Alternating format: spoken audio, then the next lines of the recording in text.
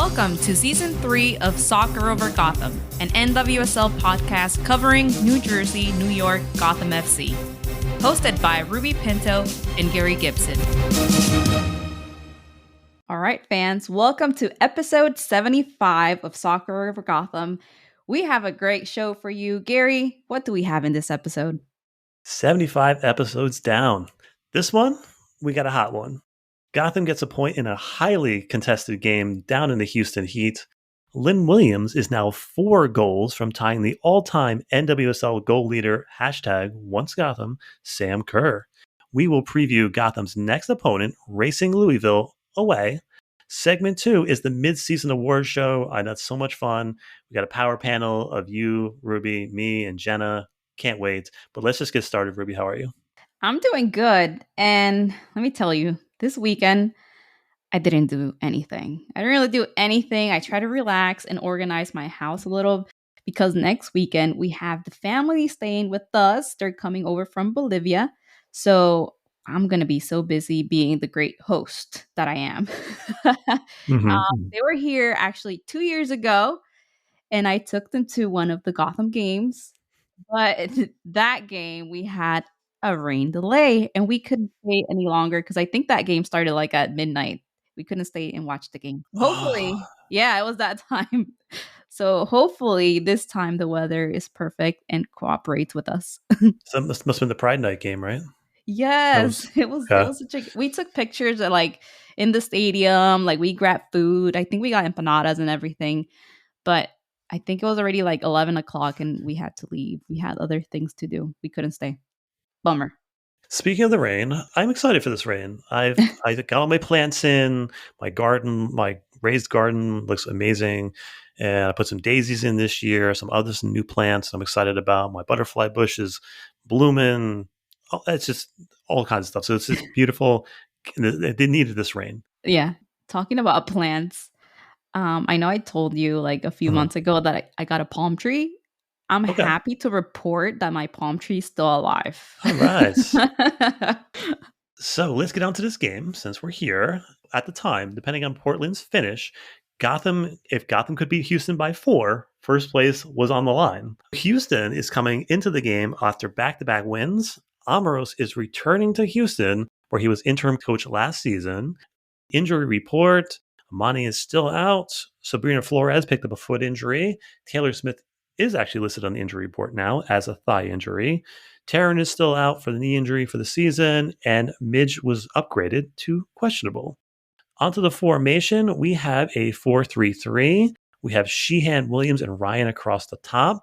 Christy Mewis, Ali Long, and Neely Martin across the midfield. And then Jenna Neiswanger, Kristen Edmonds, Ali Krieger, Bernina, and Abby Smith on the backside. What are your thoughts, Ruby? Sheehan, another start. Wow, that's awesome. But I also have to mention that I like seeing Edmonds start this game. She's a very solid defender. She's very solid in defense. And if I were to make a single change in the starting lineup, I think I would have preferred to see Fairley in place of Martin. Yeah, welcome back, Kristen, to the starting lineup. Excited about that. First, it's good to see O'Hara back in the 18. Yeah. And then Midge upgraded to questionable is another really good sign. Yeah. Even though she doesn't make the 18, that means she's coming back pretty soon. Hopefully it's good. It's going to be a long game in this heat. Going to have to utilize that bench pretty wisely in this one. At kickoff, it was mid-90s. Houston presents a unique problem. It's hard to pin in a team that uses every inch of the pitch. Houston uses long switches, involves Didasco a lot in the build-up play, so they keep the ball wide, and it's hard to pin them in. The game changes when Krieger goes down with an injury. Houston scores really quickly, probably within 2 minutes of her being off the field. Both center backs start tracking Ordonez as they have been, and then Sanchez sneaks across the defense, gets a nice little quick transition ball into the back of the net. This is the first time this season Gotham is the second best team in the first 45. Yeah. Talking about that heat, you could tell the players were sweating so much. Poor Jenna Neiswanger, her face was really red that game. Really red. The first half performance from Gotham I think fell short from their best. Last time I can remember Gotham playing this way was against Angel City. And in this game, Gotham struggled to maintain control of the ball, and Houston effectively capitalized on those long passes to exploit Gotham's defense. Unfortunately, Abby Smith was caught off guard, leaving she had little time to react, and it resulted in a goal. I think styles make fights, and Houston had a good game plan going into this one. Essentially, keep the ball away from the middle of the park, keep the ball Hmm. away from long, and foul Gotham when they started getting any transition at all. Yeah, it was just frustrating to see them like not be able to control the game. Well played from Houston. Well played. Yeah, well played from them, but also there was just way too many needless turnovers. Hmm. I think in the first half, Gotham was the worst enemy in this one. It was also interesting to put Long higher up the pitch in this one. Only 9 touches in the first half from her. For me, that's just not enough for an impact player like she is. Yeah. Yeah, it felt kind of weird to see Long playing higher up. Perhaps the coach believed that positioning Long higher would contribute to better like control of the ball, but just didn't happen. Yeah, it's also a tough one for Bernina. I think Sanchez staying high and wide was pinning Bernina back, and she was just unable to leave her mark going forward. Yeah, it was hard for me to find a way to stay with Sanchez and at the same time to contribute to the team's attack. Yeah. In the second half, Gotham switched to the 4-2-3-1, gave a little bit of life to this team.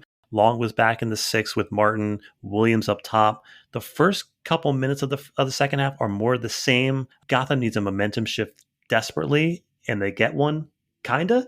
Another absolutely picture perfect ball from Neiswanger starts a sequence that starts with Lynn hitting the post and then ends with Mewis on the turf. Lynn buries the PK, but the momentum doesn't really shift. Houston keeps finding space behind Jenna, and Abby makes a terrific 1v1 save on Alosi.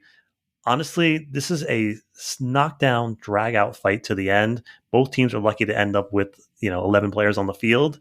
Gotham gets out of this one with a point. There was a wild situation where Gotham gets scored on, but it gets called back because a ball was played by Ryan just out of bounds. It was, again, a very weird sequence. Hmm. Then at the end, Schmidt hits the crossbar late, and it's a really weird bounce. And at that point, I didn't want Gotham to test their luck any further. Just get out of town.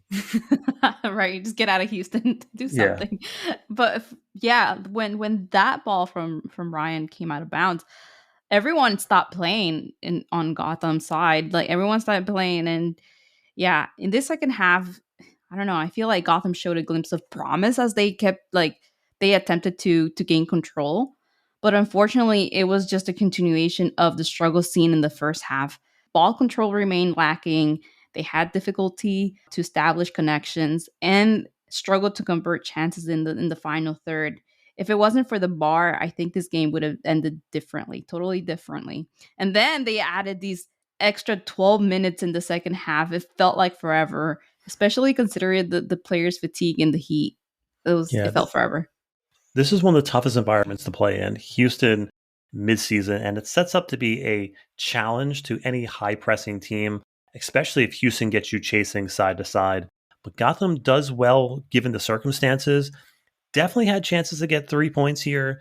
Fairley and Zerboni, I think, were great subs. I just think Hmm. maybe if they were put on a little bit earlier, it would have been a little bit more of a game changing, but it is whatever. Yeah, yeah, like you said, it would have been beneficial to have Zerboni and Fairley. Well, for me, it would have been better to have Zerboni and Fairley start the match, and as you suggested, maybe introduce them in the beginning of the second half instead of like later on.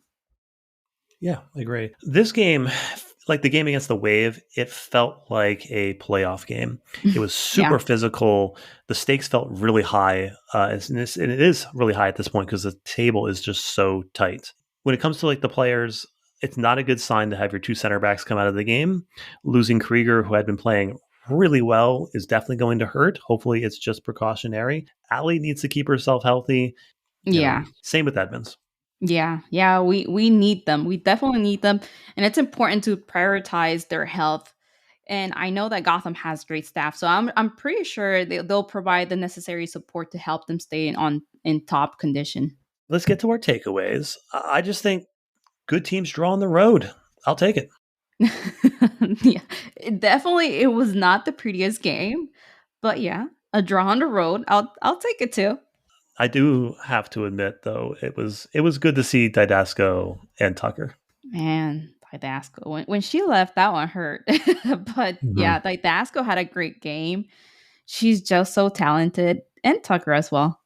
Gotham wins on the road for these past 3 of their 4 games, which is very tough to do. And all these teams were above the line.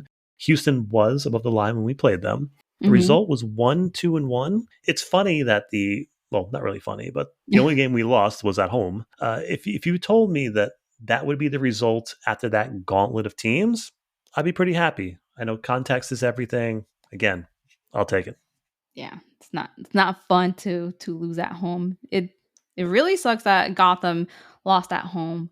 But looking at the bigger picture, they had a good performance overall. There is room for growth and there's room for improvement. Hopefully they can unlock their true potential and achieve even greater success on this second half of the season. Yeah, so post game quotes Amaro says the team's resilience was unbelievable. Houston is a strong team at home, coming off 2 wins. Overall, a positive result, even though they wanted to win. To which I say, this game was filled with a bunch of new tests for this team. The sun Mhm. on their eyes in the first half was really tough. Losing Krieger, getting scored on for the first time in the first half this season, having to claw back in the heat, getting a result when you're not playing well, for me, that's a good thing. Yeah, I think it was Nicewonger or Kristen Mewes that mentioned during the post game conference that the heat was brutal for them, Mhm. and that doesn't mean that they should be able to play in any weather. And I agree, but again, it's Jersey. We don't really get much of that, so I can see why they struggled in Houston with the weather. Hopefully, next time it goes better for Gotham. Yeah. And the head coach of Houston said that this was possibly or probably the worst ref game in league history. He complained about the penalty. He complained about how long VR took. I agree with some of that, and I don't agree with some of that. Mhm. We've definitely seen worse. This is coming from the team that saw a goal ruled a corner kick. So Oh we've my god. definitely seen worse. Those 2 refs lost their assignments for the next couple of games. So, yes, we've seen worse. Was the penalty soft? Yeah. Sure. Yeah, but those kind of penalties are called all the time. So that's not out of the ordinary. Yeah. About the refereeing, like I think it depends on what side you're on because if you see it through our side, which we support Gotham, we're like, yeah, the refereeing was fine. Mhm. Maybe a little hiccup here and there, but whatever. Happens in every game. But if you're on the Houston side, yeah, it was terrible for you guys because you got a goal taken away. And so you could have won that game, but it didn't happen. So again, it depends on what side you're on. You have to take a larger perspective. And if it, as long as it's consistent, that's all I care about, right? Yeah. Like those calls are made all the time against us, for us. Sometimes you're on the right side, sometimes you're on the wrong side of that. I will agree with them that that whole sequence of with Gotham getting scored on because Ryan played the ball out of bounds was bizarre. It was Mhm. weird to let Gotham players crowd around the VAR, the ref during the VAR, but that doesn't change anything. I'll just give Sam that. Oh my god. When I think about like all the Gotham players asking for the VAR check, I think of Fairly when she's like, the making the little sign the VAR to check it out. But yeah, and yeah, even though the ball's out, if you don't hear a whistle, I think the players should keep playing. Mhm. That was one mistake from them that they saw the ball out and they stopped playing. But if you don't hear a whistle until then, you just keep playing. And after the play stops or whatever, maybe you can like, hey, the ball went out. Can you check that out? But it Yeah. is what it is. As we mentioned this earlier, but both teams were lucky to end with 11 players. I think the ref let a lot of stuff go. I think a couple players, I think Chapman was an example, was Hmm. well past the limit on persistent infringement, Yeah. well past. On the other hand, I think Gotham is lucky that O'Hara did not get a red for that uh, t- tackle. Mm-hmm. She bodied that player. And Sheehan.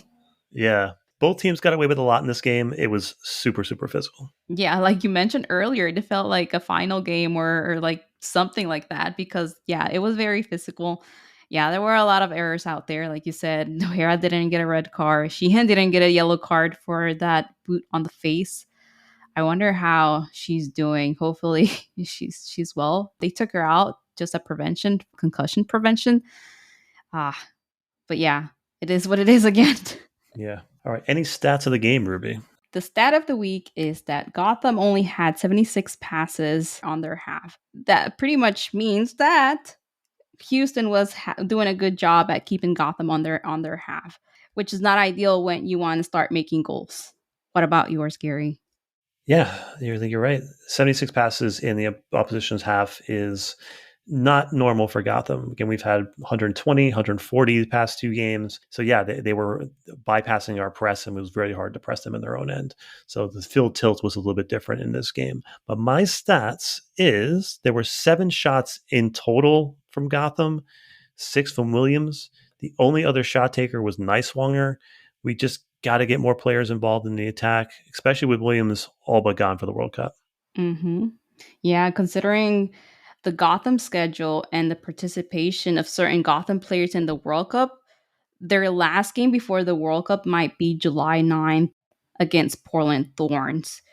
Since the World Cup concludes on August 20th, it is unlikely that any of these players will return by the game on August 27th, depending on how far they go into the tournament.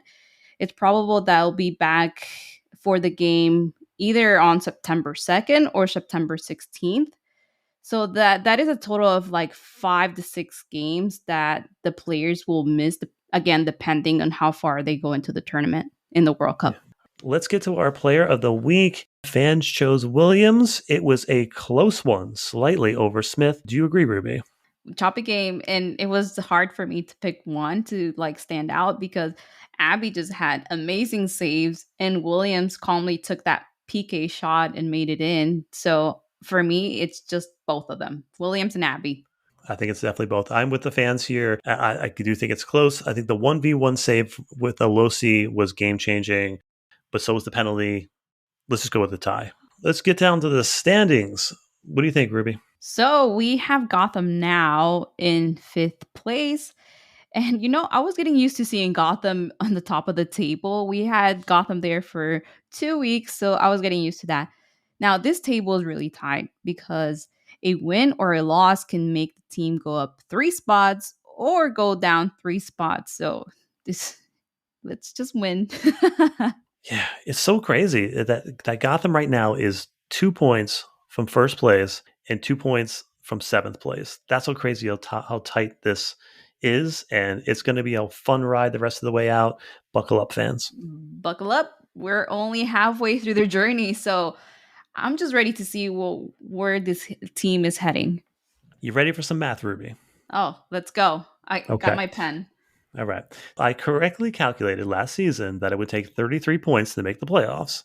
Yep. Let's say, for the sake of the argument, that I am right again, which I usually am. Yeah. Let's say it's 33.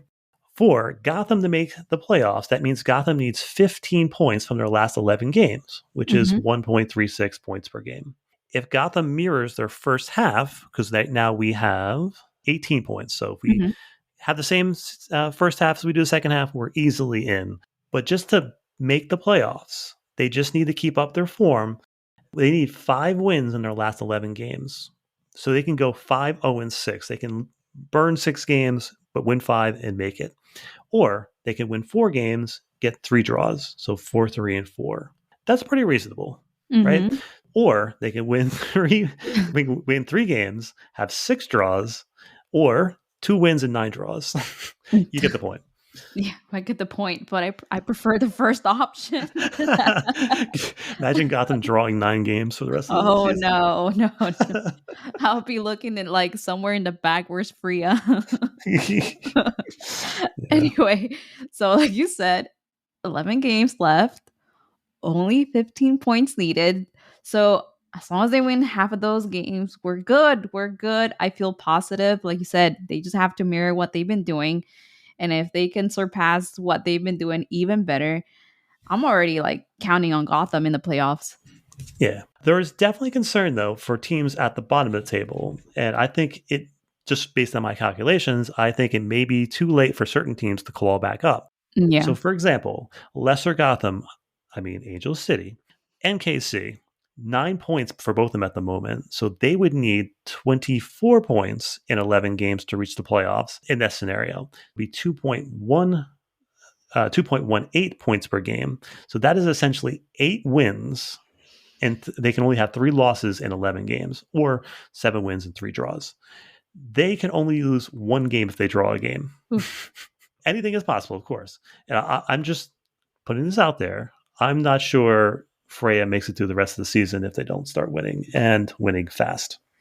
Yeah, it just sucks for Angel City, Lesser Gotham, because they are the team that everyone is looking at to perform at a high level because they have so many stars. Unfortunately, some of those stars are injured and some of them are just coming back, like Gordon, like LaRue just got back. They have their star Thompson, but again, I don't know what's going on with them. Nothing's working out, and they're on the bottom of this table. And seeing the numbers that you just said, I think it's going to be really hard for them to make it to the playoffs. I don't think they'll make it. If by any miracle they do, we have to talk about it. Yeah, yeah. Winning 8 games out of 11 is pretty Yeah. good. We were going with that last season with Gotham. I was like, there's still a chance. If they just win 9 of the last 9 games, they can make it. Yeah, we didn't make it. All right, on to our next opponent. Gotham plays their last road game before coming home to their next 3 of 4.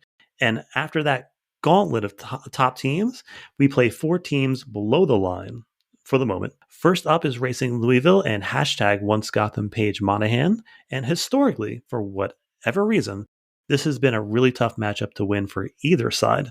It is 1-4-1 overall. Gotham is, however, the best road team in the league and undefeated in their past 5 games away. This is a much more hospitable environment than Houston. Your thoughts on this matchup, Ruby? Yeah, so I watched the last Louisville game, and they do have some fast players in there, and they have a lot of potential as well. So hopefully when Gotham comes and plays Louisville, they can like shut them down because they do have some fast players out there. We have Paige Monahan. We know how she plays. She's an incredible player. So we have to shut her down too. And we have to have a game plan to be able to make goals and be effective in the final third because we're lacking some goals right now. The last time we had more than 1 or 2 goals was when we played Oil Rain, and it feels like a long time ago by now. So I need another game from Gotham to score at least 3 or 4 goals. Just make another statement out there. It's very similar to Orlando. Like, they always play us tough. And Mm-hmm. some games they'll beat top 5 opponents, and then they'll get spanked by a lower level team. They drew at the Wave and the Spirit, and they only lost once in their last 5. So they have a perennial thorn in our side, which is Carson Pickett. Mm-hmm. They have there too. I'd be happy with a draw here. So what do we manifest this week, Ruby?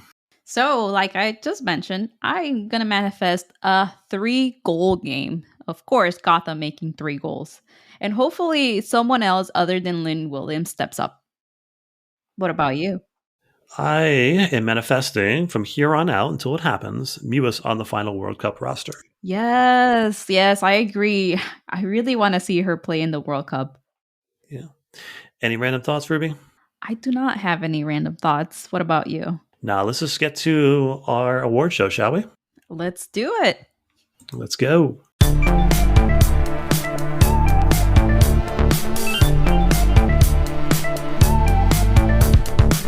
Welcome back to the show, everybody. These are some of my favorite segments.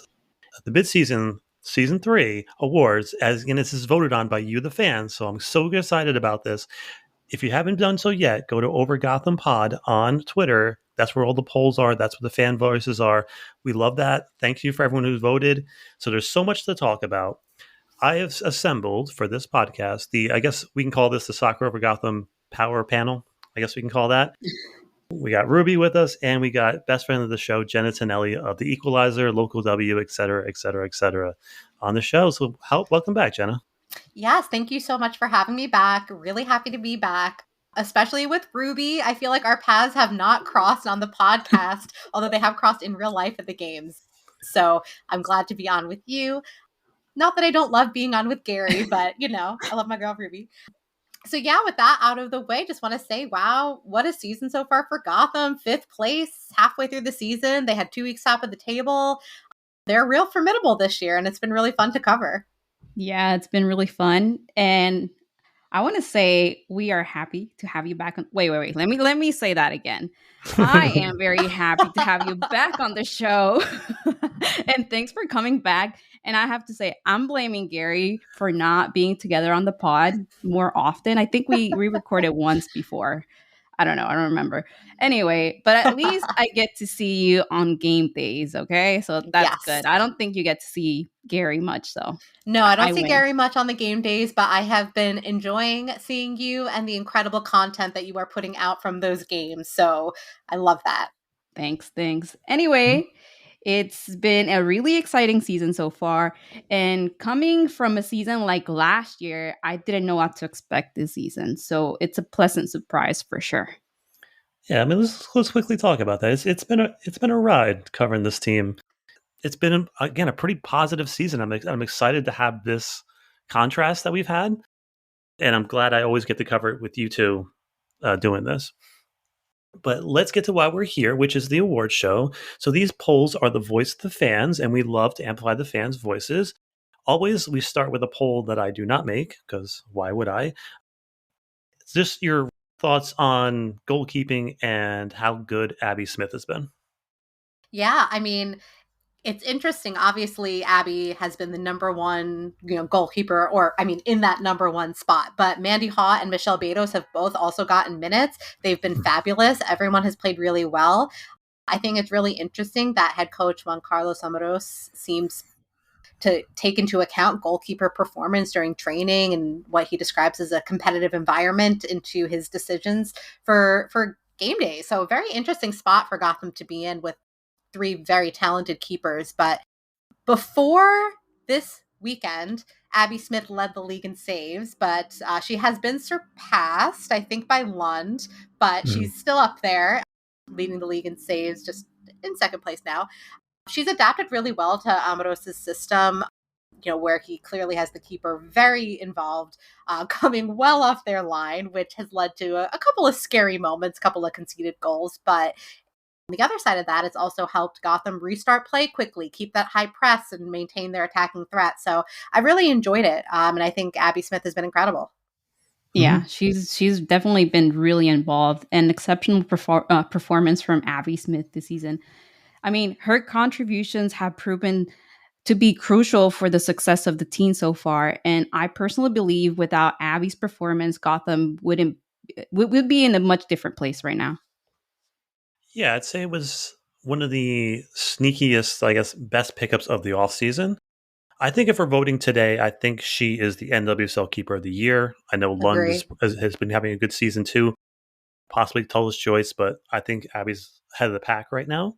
Considering that she's only played in, say, 7 games in the past 2 seasons, she's been pretty good. And I've been watching her for a long time through the A-League and through her different stops. So I knew she could play. Honestly, she's even surprised me a little bit at how really good she's been. She took a couple of games to get comfortable, but now she's been lights out. It seems every week she's making that one save that we need her to make. She's got the highest save percentage in the league, I think, and the fewest goals conceded per 90. So she's been awesome. Let's get over to the polls that I did make, which is, we'll start with the rookie of the, last year was the rookie of the year. This year we're turning it to young player of the year since we don't have one rookie. Best player under 24. We'll say we'll call that a young player. I know, Jenna, you're just under the 24, right? That's right, 23. 23. That's right. Although it's so funny, every time I tweet a joke about me being 23, there's always like a handful of people who really believe me, which I love, and my wife gets so mad. She's like, I have to correct the record. Yeah. Oh, why are you mad though? Exactly. Anyway, moving along. Yeah. So last year we had a bunch of rookies, and we had Hensley, we had Jenna Bike, we had Sharon Torres, we had Cameron Tucker, and a lot of them didn't get many minutes. I think the players here that we have for our poll this time, even Sheehan, who ended up at the lowest of the poll, I think her performance probably would have won her that poll last year, because I think she's been that good. That's how much we're relying on young players this year. So the category was, again, players under 24, and Neiswanger just won at 48% over Bruninia at 40%. Your thoughts, Jenna?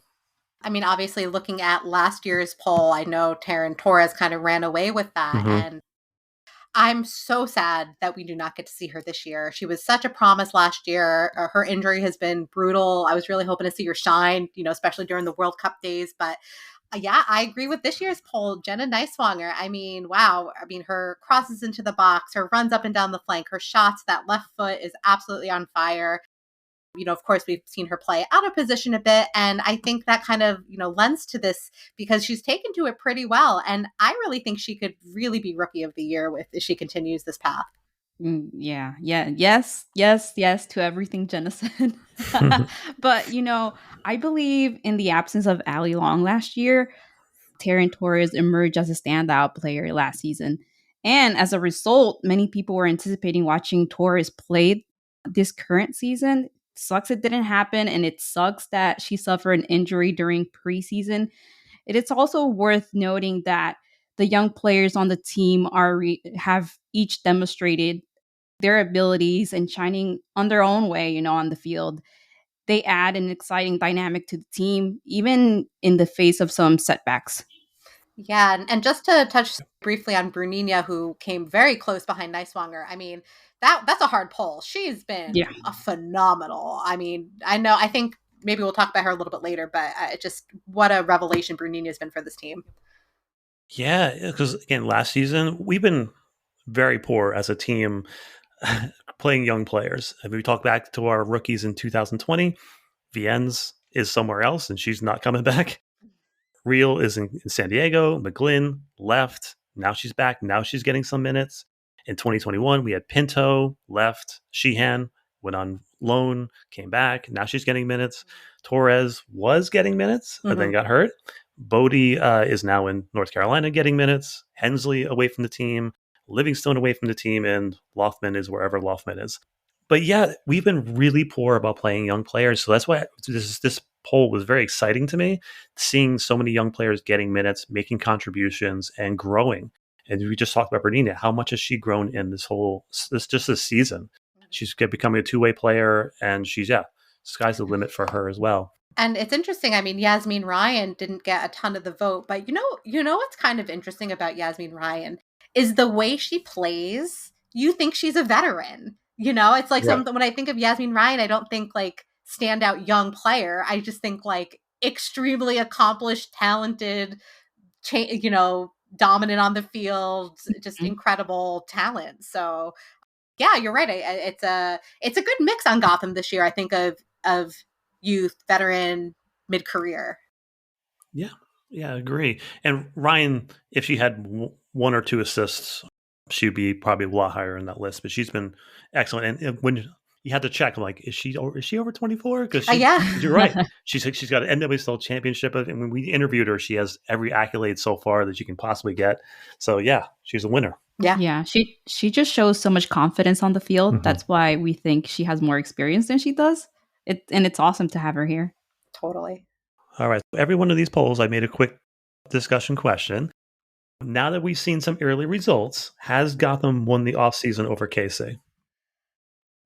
That's such a hard question because Kansas City made some incredible moves, but really got stymied by injuries. So it's really hard. It's kind of like comparing apples to oranges, because if they had that full roster firing on all cylinders, it could be a very different story. I mean, unfortunately, KC, I mean, what so up and down. I mean, they were last place at the end of 2021. Then in 2022, they're in the final, and now they're back to last place. And Gotham has kind of done like the opposite of what they've been doing. So I don't know. It's a really hard question, but I think in a vacuum, I still think Gotham had the better offseason. I mean, Lynn Williams, Abby Smith, Jenna Neiswanger. It's just, signing Juan Carlos Amaros as a coach, even, I count that as part of it. I think they've shown they've won the offseason. Definitely. I mean, we had so many doubts what was going to happen with Gotham this year, but as the offseason progressed, we saw them and we saw the game plan they had.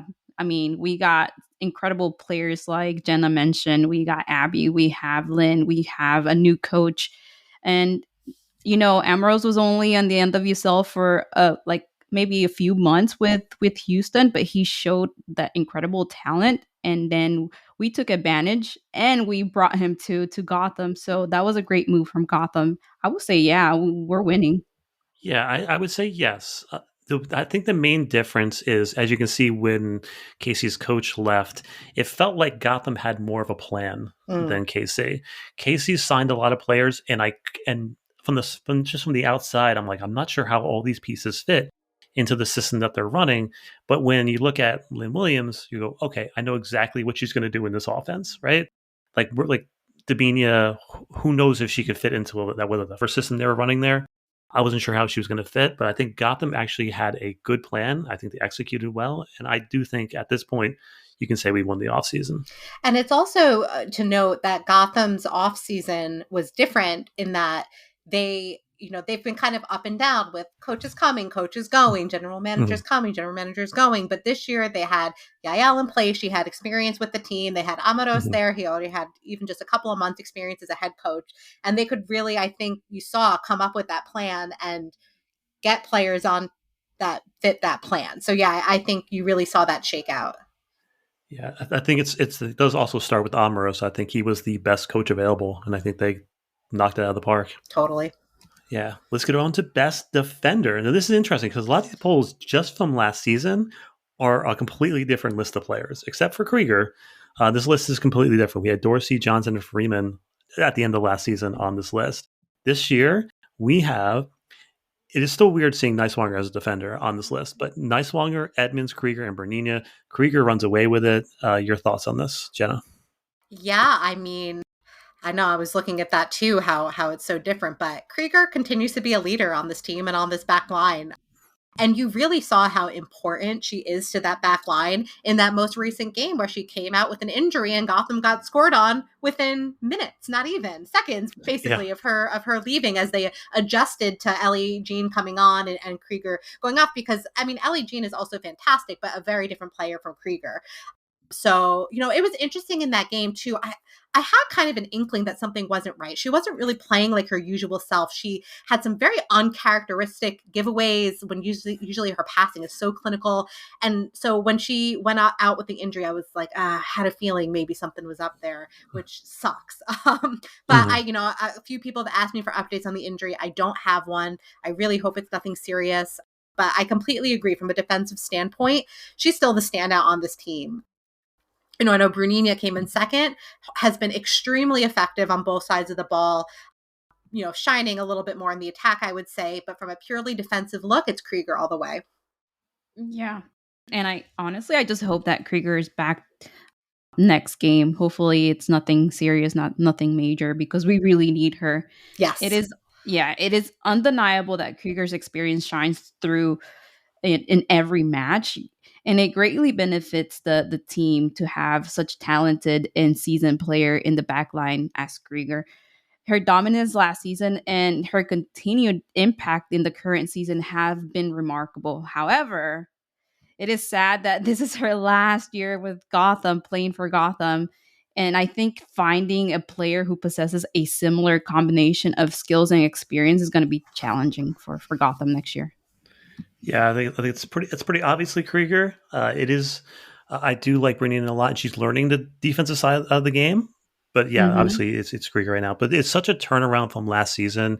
There's so much more freedom with this team. Obviously, with when you had Freya as a coach, everybody was pinned back, right? Didasco got forward a couple of times to get some wide balls in, but Hmm. with Scott, both defensive backs were pressed in, so they were very defending as a block of four.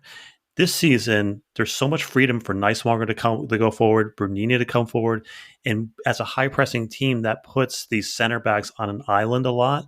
So it's been a lot more one v one defending, and I think Krieger has stepped up, and I think she's been amazing defending one on one. She's been going one on one with like Rodman and Hatch and all these players, and she's just pushing them aside and just doing a fantastic job. I think it's obviously Krieger. And again, like you both said, it's just it's a shame it's her last season because I think she's playing some of her best soccer. Yeah, she really, really is. I mean, her mind, her soccer IQ is just off the chart. Ali Long's another person that comes to mind when you think of soccer IQ on the team. But it's, even I'm just thinking, even attacking, I can't remember what game it was, but there was one game where Krieger was up so high that she was Oh, basically in line with Lynn. And I was like, what are you doing? But she was like redirecting the ball back in. Like she's just incredible. And she is playing amazing soccer. And yeah, I think Ruby, you're right. I don't know when she retires, who fills that role, because I think it's critical both in her skill, her experience, her leadership. Yeah, I will be really interested to see. I wonder if Ali Long, if she stays another year, I can't remember her contract situation off the top of my head, but they've Mm-hmm. been putting her into center back a little bit, so who knows? And my best guess will be Edmonds and Jean. I think Yeah. because Edmonds is a similar player to Krieger as far as skill set, so I think that would probably be the most obvious. But again, who knows? Who knows? All right, quick discussion question: what player on the squad deserves more minutes in your opinion? I don't know. Ruby, do you have one off the top of your head? I got to think about it for a second. like I feel like there's a lot of players that I want to see Mm-hmm. more. Mm-hmm. I would like to see Zerboni play more. Why? Because she has shown like incredible like skills this season. She looks determined. She looks like a fighter out there. Have to remember she was the captain last year, so she has that leadership on the field. And when she just steps on the field, like you can feel it. I but other than that, I would say Mandy as well. I love Mandy, but yeah. Yeah, I agree with both of those. I think Zerboni has been playing some incredible soccer. I've been really watching her when she comes on. She just breaks up play. I talk about this later. We talk about game changers. So I'll save my my piece on the call for that. I think Mandy Freeman is somebody I would love to see get more minutes. I think it just shows how competitive this training environment really is, and Amaro says that every single press conference, but Gotham has depth. Gotham has extreme depth. So I do not envy having to make those decisions week in, week out. And then Ifeanyi Manu, she's the one for me. Gary, I think, is that the one for you too? Yeah, yeah, 100%. It's a World Cup year for her. I think she needs to get back into form. When she's played, she's been a little rusty. I think she just needs a couple of games to get back into form before she goes to the World Cup. So I'm hoping it's her. Hmm. Let's get over to best midfielder. Last year, we had Mewis, Kawasumi, Zerboni, and Torres on this list, and Mewis ran away with it. This time, Mewis ran away with it, but it was a little bit closer with Farrelly and Long. I'll start with this one. Obviously, we all know that Farrelly's resurgence has been amazing. We're all rooting for her, and she's been stepping up and getting better each game. And the thought that she's going to be on the Ireland national team is so super exciting. I can't wait. I do agree it's Mewis, but Long. Sometimes people describe players randomly, and it just for me it just works. The KC's interim coach called Long a spider, and I was like, that's interesting. I was like, you know what? She is a spider. She puts out a web around her, and she just engulfs everything around her, and she dictates play. And the teams that have done the best against us this season have eliminated Long from getting the ball. Both Orlando and Houston kept the ball away from Long pretty much the entire game. So she's super, super important to this team. I think Mewis is probably been She's so frustrating. I just have to say that.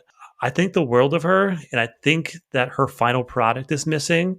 She does a lot of the fundamentals and good little things right.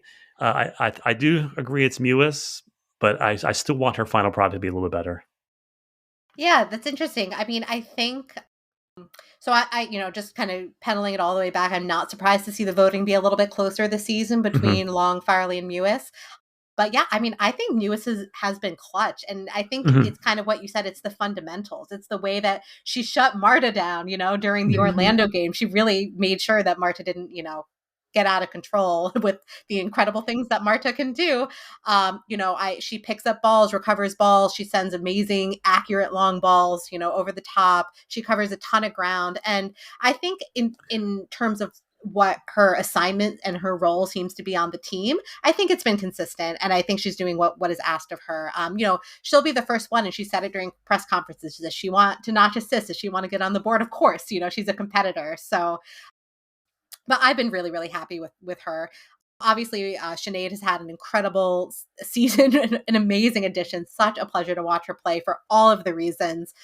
She's been fantastic, but sometimes she's a starter, sometimes she comes off the bench. Mewis definitely is the consistent starter, as is Long.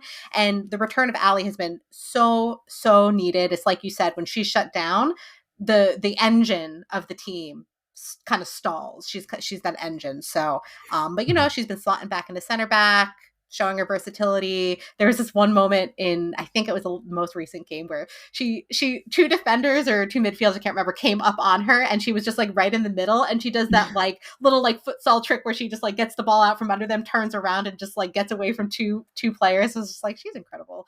But I agree. I think in terms of the workload and the work rate, Mewis has been, for me, the best midfielder. Yeah. And I actually have a video of Mewis talking about Marta in the mix zone. Yeah. So funny. I have to edit that video because it gets a little noisy in the mix zone, but I do have her like talking about Marta, and I'm going to post it either tomorrow or the next day. Do it, because that quote is so good. I know, it's funny. It is funny. But 2023 marks the World Cup year for some of these players. Mewis in particular has expressed her strong desire to secure a spot in the World Cup roster.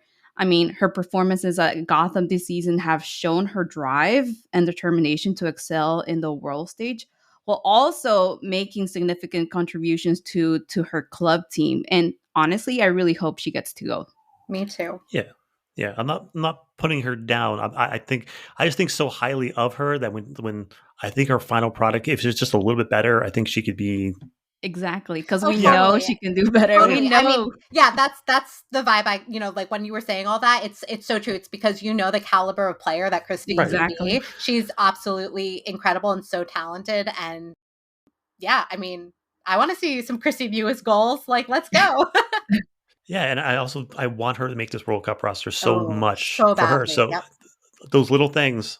One goal, one assist here and there just solidifies her in that spot. What I'd like to look at is Ariel Drawer, good friend of mine on Twitter, always putting out the pass maps and the XG plots and all that. Super interesting. I mean, I'm not like I don't have like the brain for all that data, but when the way she puts it out in terms of the visualizations help me digest that data in ways that I can't when I'm just looking at the numbers. So shout out Ariel, you're iconic. But what I always look at is on the pass maps, it shows like the impact of the player and how important they were to like whatever the play was or whatever. And I'm always looking at that. And Christy, most of the time, has that red circle or the yellow circle where she's like contributing significantly to the team. So I'm always looking at that too. All right, discussion question. So what position do you think Gotham goes after in the summer transfer window, since they have a spot open? Midfield. This one's hard. I say midfield. I got midfield as well. I think they got enough attackers, and if Mewis is going to be gone, then that's a bigger Sinead. hole. Yeah. Taryn's out with the injury. Yeah, I agree. All right, on to attacker of the season. All right, last season we had Purse, Anamanu, Smith, and Monahan. None of them are on the list because there is only one. It is Lynn Williams. I split up between Lynn Williams and Go Bats, and either one, it's Lynn Williams. So, Jenna, what are your thoughts? Yeah. I mean, Lynn, but wow. I just, like, I'm just literally in my head, like picturing her scoring goals in my head right now, because Right. it's just Lynn all the way. She's been the focal point of Gotham as in their attack. Lethal on both sides of the ball. That clip that just went up from their game against San Diego, where she tracked all the way back to defend Alex Morgan. I was like, you know that meme that's like, Ariana, what are you doing here? You know that from, like, I don't know what that's from. I'm gonna get like roasted for that. I'm 23. I know all the references, but like that's what it was like. I was like, why is Lynn all the way back there? Yeah, I mean, there's not too much to say that hasn't already been said. She is just getting better and better and better every single game. And yeah, I'm going to be really interested to see who steps up in her absence, in her World Cup absence. Delaney and Yasmin are going to have to really step up, but I know they can. So. For real, that play was amazing. And we were like, and it looks even better because we were in the press box. So it was like right in front of us. That day I got there a little late because of the traffic from the San Diego game, and I was just getting settled in, whatever. And I just see like Lynn, like, I was like, oh my God, like she ran so fast to get Morgan and shut down Morgan. I got to see the stats on like the miles per hour that these players run, because Lynn has got to be up there in terms of like top acceleration speed. I mean, wow. Yeah. I mean, Lynn Williams has proven to be an important asset to the team, having already scored 6 goals this season, and with only 4 goals needed to equal Sam Kerr's record and 5 just to surpass it. And like you said, Jenna, it will be interesting to see who steps up. Although Ryan possesses like an immense potential, she has yet to find the back of the net. I mean, she did have a goal, but it was taken back by the bar, which sucks. Yeah. The only time I've not the only time. One of the times I've hated VAR. Me and VAR have been on good terms this season so far. But that one, you know, every relationship has ups and downs. Right? That was one of them. But another one is Sheehan. She has come close, but yet to convert her chances. But on a positive note, we can anticipate the return of Midge Purse. Her comeback will boost the team's attacking options. Yeah. Yeah, I think Lynn's been incredible. Obviously, at the beginning of the season, I know Lynn has gone for a season, but it felt like all the pundits were not like writing her off, but just not mentioning her or just ignoring her and forgetting how prolific she has been through her entire career. So it's really good to see her kind of get that spotlight back, and we're like, oh wow, she can do all these things, and she's been right on point. And like, I know Jenna, you're 23. I'm a little older than that. So there's a song that like plays in my head, like, you know, the song like "Forgot About Dre." Oh yes, of course. I mean, no, I'm not. What? I'm way too young. Yeah, I know. BTS. I don't know. Yeah, and like everybody forgot about Lynn at the beginning of the season. So I'm glad she's. It's interesting, and I think this kind of goes back to your you know, what kind of you were saying about Christy, and with Lynn.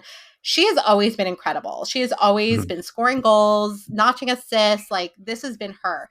But when she had misses, people grabbed onto that and were like, oh, you know, look at that miss, whatever. But I think when you're so good, the bar is so much higher, and like that stuff happens, which sucks. But it's kind of like recency principle or whatever it's called. Like, you see one bad thing and then it's like, you forget everything else that's happened and all that. But I think for Lynn, unfortunately, that's happened to her over the years, where people have written her off because maybe she missed one goal or whatever. But, you know, you don't get to be about to equal Sam Kerr's all-time goal scoring record for no reason, you know, like she was on the North Carolina championship team like a bunch of those times. You know, she's a consistent call up on the national team. So I don't know what those people are talking about. They're just being silly. And Lynn Williams forever. And she loves candy corn, so she is my girl. Go Bats. Yes. All right, so on to the discussion questions. Right now, Gotham has one player that's a forward that has scored. Well, technically she's a forward. Taylor Smith is the only player that has scored a goal from our attack. Otherwise, the only 2 goal scorers we've had other than Lynn and Taylor Smith is Bernina and Jenna Neiswanger. That's craziness. So at the end of this season, who is the second highest scorer in this team? Because we know the highest is going to be Ooh. Lynn. Really hard question. Yeah. Well, if Jenna Neiswanger keeps playing up top, I would say it's going to be her. But I think when this World Cup happens and Kelly O'Hara and Bruninha are both likely to go, she's not going to be playing up top. They're going to need her back there, Exactly. which is like annoying, but she's also Yep. quite good. So I get it. If Taylor Smith were to come back from her injury quickly, I would say it might be her. And if Midge comes back, if she's ready to come back next game, it could very well be her. So I don't know. Yeah. Everything that Jenna said, that's what's in my mind. Yep. Yes. She said exactly what I was thinking. Great minds think alike. I always been vouching for Jenna to be higher up the field, but like you said, they're gonna be out. O'Hara's gonna be out. Brunina's gonna be out, so they can't move her up. She has to stay back there. I would love for her to move up because she has so much potential. Yeah, well, you know what's so interesting is I was thinking that Jenna and Taylor were going to have to stay back, when Kelly and Bruninha go. I mean, assuming they both go, I'm pretty sure they will. But now I don't know how long Taylor is going to be out. It might be a minute with the injury that she picked up. So El Diablo. I know. So, I don't know what that looks like. I know Edmonds has been kind of playing left back a bit, but if Jenna's playing left back, does Edmonds play right on the right? Or do they sign a national team replacement player? I don't know. So we'll see. I really don't know what that's going to look like. Yeah. Side note about Jenna Neiswanger. I hope we get to talk to her very soon. Man, does she put a lot into those shots? They are on a rope, and it's like she's not kicking the ball; she's kicking through the ball. And yeah, I feel like there's a little bit of anger in that. She's a competitor. I love it. Yeah, I love it too. All right, so let's move over to MVP. So this one is interesting. Last season, we had Mewis, Zerboni, Krieger, and Dorsey on there. Krieger ran away with it. This time, we have just 3, which is Abby Smith, Krieger, and Williams. I'm curious what you all think. Jenna, what do you think? So for Williams me, won.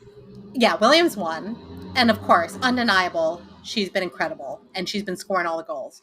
But for me, it's Abby Smith. It's like you were saying before. Every game, she made that one save that just kept a minute. She's bailed the team out of a couple of tough situations. And she has allowed Lynn and the team to do what they need to do and allowed them to play confidently and held it down in front of net.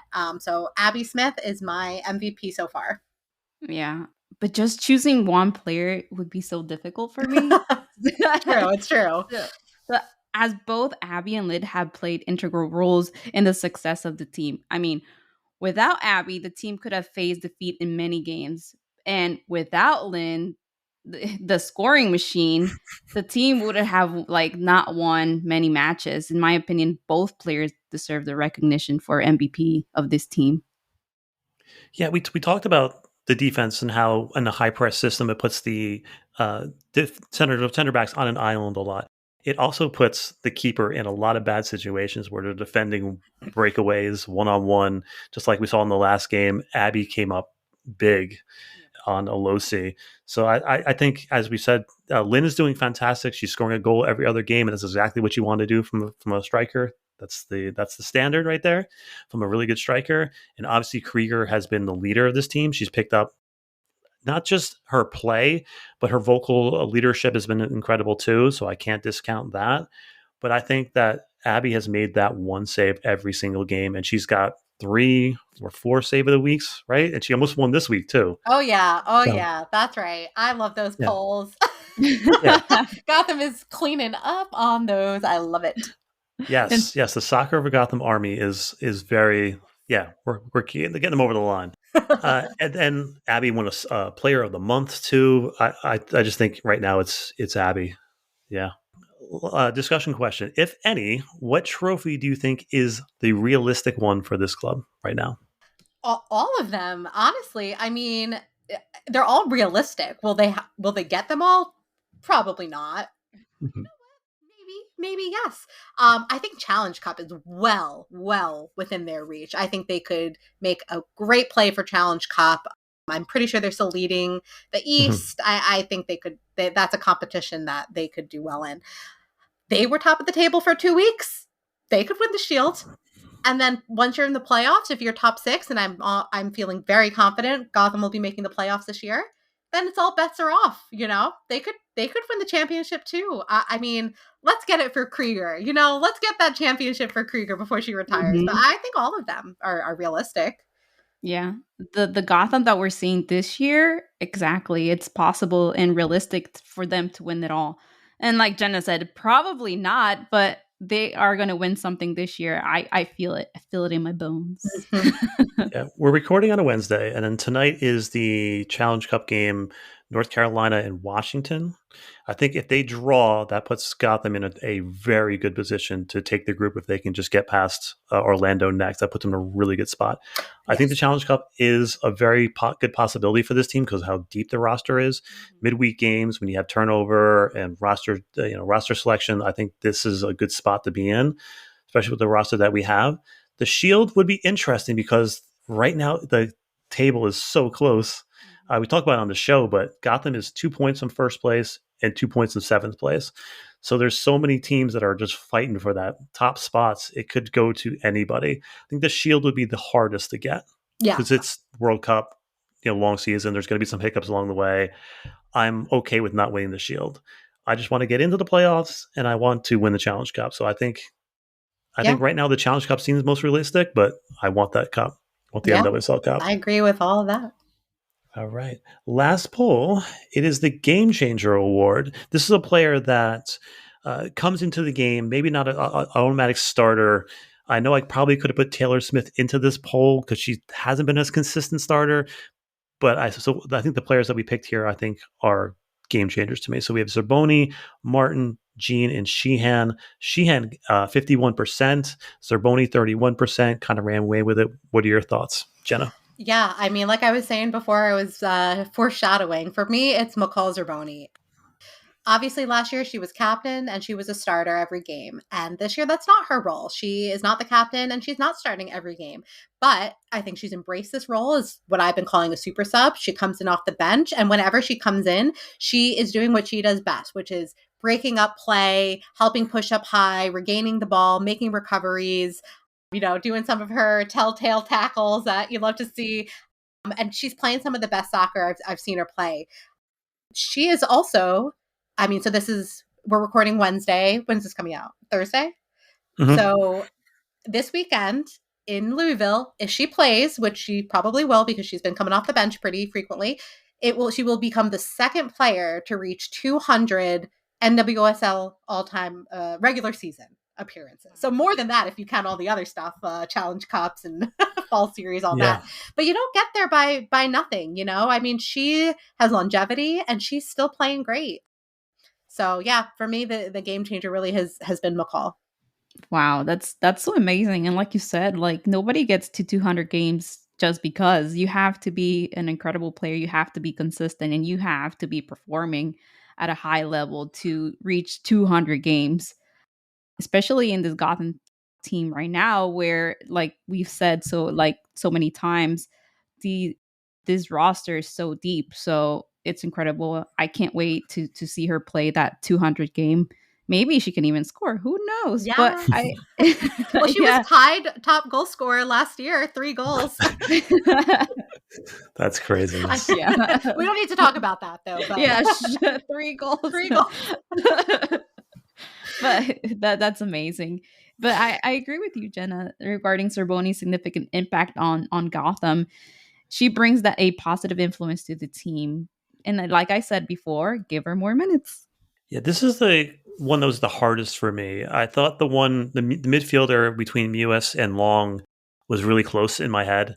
This one, I'm really close between Zerboni and Sheehan. Mm-hmm. The only reason I'm going to give it to Sheehan is it was immediately noticeable with Sheehan. As soon as she stepped on the field, I remember tweeting like 5 minutes in, I'm like, okay, she's giving something different to this team, which is hold up play. Yes, that's very true. Yeah, it was immediately different. What she added to the team was a different layer. And she controlled that first game. She's been getting consistent minutes. And she's just, I guess, to be the definition of changing a game. So I think Sheehan is the winner for me, just barely over Zeroni.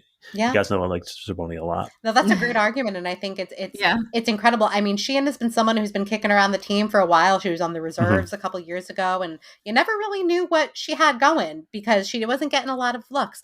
But I agree with you. When she came in I can't remember which game, one game this season, one of her first appearances, and she was demonstrating that ability for hold up play. It's something I haven't seen since maybe Efi in 2021 was doing some really good hold up play, just based on the style of play that they were doing back then. And I was just so impressed. And I think Nicole Baxter, quote tweeted you guys and was like, "I told you not to sleep on Delaney," and she was right. Yes, she was right. You can't blame me. I was making a roster of the projected 11, of course. And she did not make the projected 11 at the beginning of the season. So a little bit of that, but I agree with Nicole. Yes, should have been sleeping on her. Yeah. I think it was that game against Oil Rain that she did phenomenal. I mean, that's how we got 4 goals. Yeah, agreed. All right. Any random thoughts before we get off? I forgot we got 4 goals in that game. Wow, how quickly we forget. Anything else? I mean, World Cup is coming up. It's about to be a crazy time for women's soccer. A lot more attention on the league.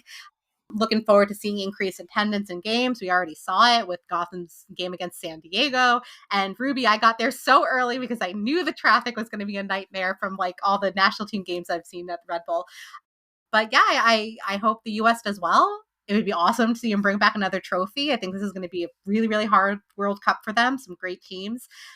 But, selfishly, I obviously want the U.S. to win, and I want them to win because every time they do, we see the rise of soccer here stateside, and we see the rise in the NWSL. So, Right now, it's like all eyes on the U.S. If they win their 3rd World Cup in a row. This hasn't happened before, so it will be so exciting. It's exciting to see it happening. I can't wait. Honestly, the reason I love soccer since I was a little girl, but I started following women's soccer with the World Cup, and I remember watching all the finals. That final with Carly Lloyd, it's amazing. So I get really excited every time the World Cup comes around. Can't wait for this one. Hopefully, the next one will be here in the States, so it'll be easier to go. Yeah. Oh my gosh, that 2015 final where Carly scored those 3 goals. Yep. What a classic game, classic I had just game. moved to Jersey when that happened. I think I was here I had just moved to 2015 to Jersey. We went to a bar with a couple of friends that came to visit in Florida, and we watched that game in a bar, and I was with my jersey and the flag and everything. It was so great. Such good memories. I was the only one. I think we were the only ones in that bar watching the women's war. It was amazing. As an athlete, in your career, there's only a couple times where you can really use the term in the zone, where it's just you're just dialed in. There's no distractions. The game moves slowly for you, and it's just a weird feeling. And any athlete or professional athlete knows what I'm talking about when it comes to being in the zone. That game for Carly was the definition of being in the zone. There was not a single person on that field that was anywhere near the level that Carly was at in her zone. The game moved so slow for her, and you could see that she was just a step ahead of everybody. And yeah, I think it's one of the greatest athletic performances that I've ever seen. Just her in that game. Just so good. Yeah, they still put that video up on Twitter all the time of most iconic Women's World Cup moments. Yeah. I mean, just crazy, amazing. So hopefully we get some more of that. Yeah, what are you doing? What are you doing, Vlaco? Come on. Drop the roster. Drop the roster. Do we have a date when it's supposed to come out? Soon. I mean, they said end of June. So, I mean, we're halfway through. So, okay. Yeah, he's still flying around to different stadiums looking at players. I'm like, come on, man. You don't know by now? Come on. Let's go. It's going to be, I mean, he must deep down. No. Deep down. But yeah, he was at the last Gotham game. I saw him in the tunnel there. I'm really looking forward to seeing that roster. But more than that, I know the players are really looking forward to seeing that roster. And, Christy, poor Christy gets asked this at every single post game. I know. About how she's feeling. And it's just, to me, that ability for these players to juggle the demands of physically demanding, athletic career with the emotional, mental component of trying not to like think so much about this upcoming tournament. Are you going to make the roster? All that. I mean, I give them just such incredible kudos for juggling all of that, because it cannot be easy. So yeah, lots of respect. Yeah, it's a weight off. If you're on the roster, it's a different mindset. If you're off the roster, it stings, Yes. but at least you know that, and it just takes your anxiety down so much. Just, okay, now you can start focusing on the season. It's a real bummer that Midge has been injured, because she was a real contender. She was on the bubble of that, had just as much of a chance as anyone. And I mean, I think her injury, I mean, who knows? You never know. Like you can see something crazy happen, and it's happened in the past, but she hasn't played significant minutes in weeks and weeks, and Gotham misses her. I miss watching her play, and big bummer if that's how it shakes out. All right, everybody. So that is the end of our mid-season award show. Thanks to everyone who voted. Always, you make the show what it is. The show is designed to connect fans far and near to this team. We're one big Soccer Over Gotham family. Thanks to our panel tonight. Jenna, you're always amazing. Oh, thank you. Yes. And Ruby, you're always amazing. But you know that. Thank you. Ruby is the best. All right. So for Jenna, Ruby, and myself, thanks for everybody for listening to this episode. We'll be back hopefully next week with another Gotham FC player interview. We will see what happens. But all right, I'm ready for the second half of the season. You ready? We're ready. I don't know. I'm tired, but yeah. Yeah. I'm tired already. I'm pre-tired from staying up to watch games in Australia and New Zealand. Yes. Yes. But yes, right. I'm ready. Let's go. Let's get to it. Let's go.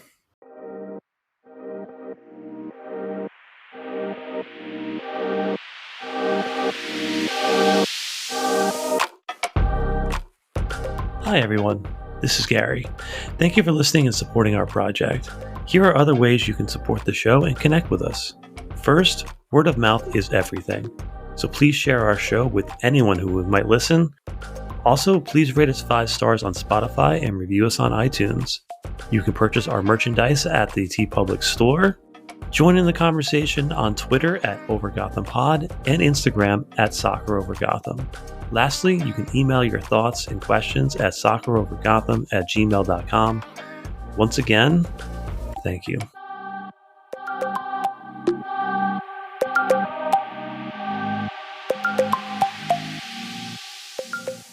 Anyway, let's talk soccer now. Yeah, let's talk soccer.